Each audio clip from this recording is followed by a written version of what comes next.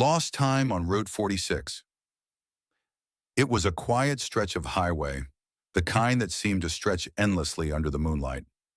Jeremy had been driving home from a late shift at the diner, the radio crackling with static as he hummed along to a tune he barely recognized. The road was empty, save for the occasional flicker of headlights from a distant car. Then, without warning, the sky above him erupted in a brilliant white light. It wasn't the high beams of another car, nor the glow of a passing plane. It was something else, something unnatural.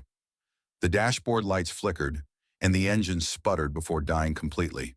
The radio let out a distorted screech, then fell silent. Jeremy's heart pounded. He reached for his phone, but the screen was frozen, displaying nothing but a strange, pulsating glow. And then, he wasn't in his car anymore.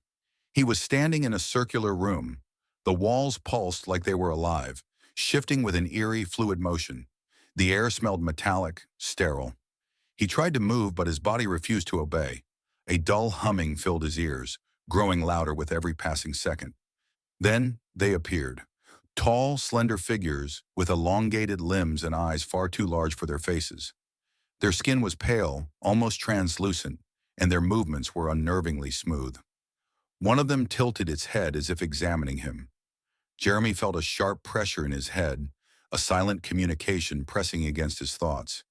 He couldn't understand the words, but he felt their meaning: curiosity, detachment, a cold interest in his very existence. The next thing he knew, he was back in his car. The engine roared to life as if nothing had happened. The radio played a song he recognized now, one that had been on when he first left work. He looked at the clock. It was 3:17 a.m.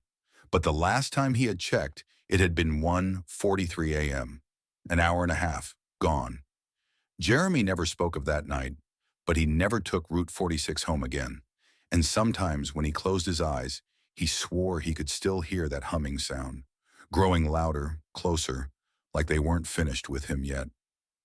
Please like and subscribe.